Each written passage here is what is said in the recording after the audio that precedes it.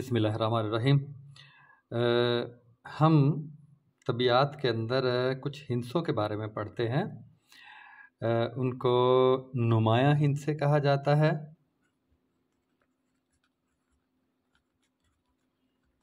नुमायाँ हिंसे और मलहूज़ हिंसे, यानी जिनको मलहूज़े ख़ातिर रखा जाता है, और काबिले लिहाज हिंसे भी कहा जाता है। और उसके साथ साथ काबिले तरजीह हिंसे, काबिले तरजीह हिंसे, और अंग्रेज़ी में इनको कहा जाता है सिग्निफिकेंट फिगर्स, सिग्निफिकेंट फिगर्स।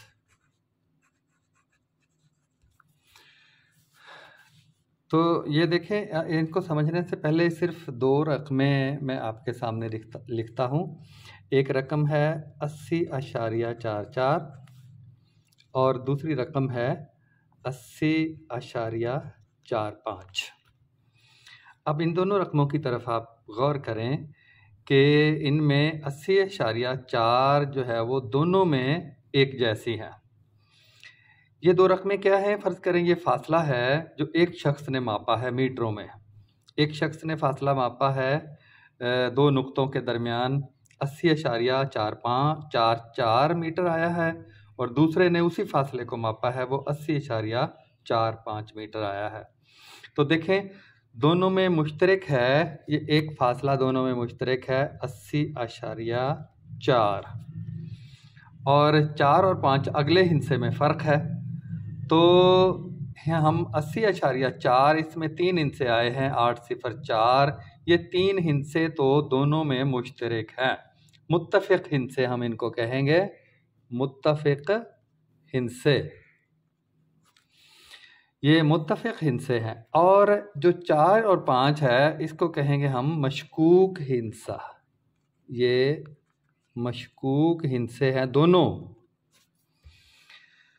तो या 4 या 5, या का लफ्ज़ हम इसके दरमियान में बोलेंगे, या 4 या 5 एक हिस्सा है, ये इसको एक तस्वर करेंगे क्योंकि ये मशकूक है।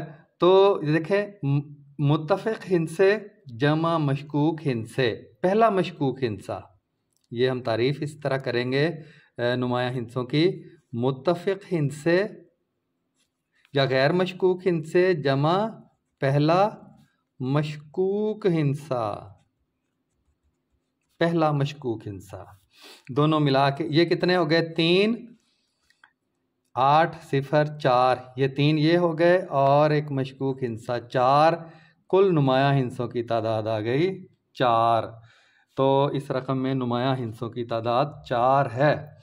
तो बड़ी सादा सी तारीफ़ है कि मुत्तफ़िक़ हिस्से या गैर किसी रकम में मुत्तफ़िक़ हिस्से या गैर मशकूक हिस्से और पहला मशकूक हिस्सा, ये दोनों को मिला के तो नुमायाँ हिस्सों की तादाद, मलहूज़ हिस्सों की तादाद, या काबिल लिहाज या काबिल तरजीह हिस्सों की तादाद आ जाती है।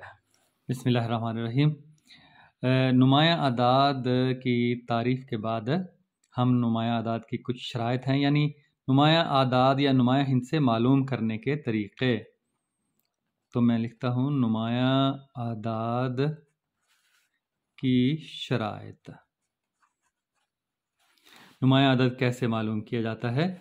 और पहला एक नुक्ता तो ये है कि 1 से लेकर 9 तक सारे हिस्से नुमायाँ हिस्से हैं, सारे आदाद नुमायाँ आदाद हैं 1 से 9 तक, सिवाय सिफ़र के अलावा सारे हिस्से 1 से 9 तक नुमायाँ आदाद में शुमार, जहाँ कहीं भी ये लिखे होंगे उन्हें नुमायाँ आदाद में शुमार किया जाएगा। और सिफ़र की सूरत में फिर 2-3-4 नुक्ते आप ज़हन नशीं कर लीजिए। एक नुक्ता है कि सिफ़र अगर किसी भी रकम के बाएं तरफ है, वो इस तरह से है 0 0 5 7 9 6, अगर इस तरह से है तो फिर ये सिफ़रें नुमायाँ आदाद में शुमार नहीं होंगी। तो इसमें नुमायाँ आदाद की तादाद होगी 1 2 3 4, सिर्फ 4 नुमायाँ आदाद होंगे इसमें।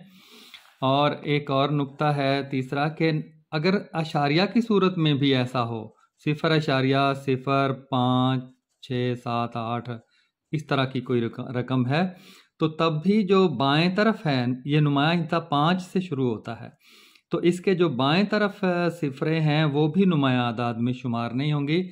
इसमें भी नुमाया आदाद की तादाद 1, 2, 3, 4 ही होगी। और जो नुमाया आदाद के दरमियान में फंसे हुए सिफर होते हैं उनकी सूरत में कैसे होगा कि 5, 6, 0, 7, 5 जैसी कोई रकम है, तो इसमें नुमाया आदाद कैसे होंगे?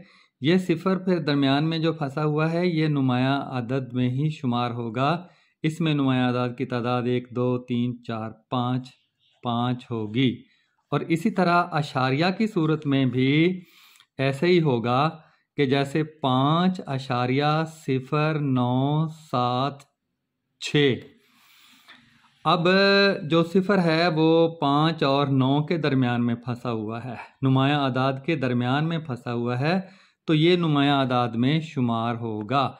इस रकम में कुल नुमाया आदाद की तादाद है 1, 2, 3, 4, 5।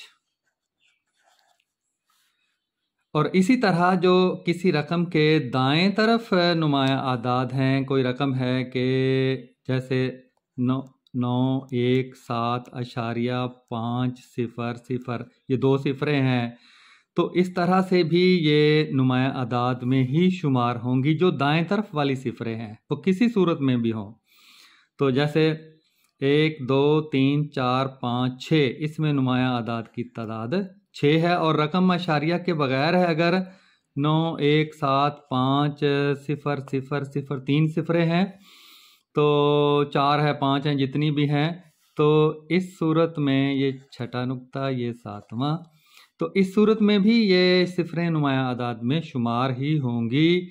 और इसमें नुमाया आदाद की तादाद है 1, 2, 3, 4, 5, 6, 7। इसमें नुमाया आदाद, इस रकम में नुमाया आदाद की तादाद 7 है। तो उम्मीद है आप नुमाया आदाद किस तरह से मालूम किए जाते हैं और सिफर का फ़ैसला कैसे किया जाता है कि वो नुमाया आदाद में शामिल है या नहीं है, आप समझ चुके होंगे।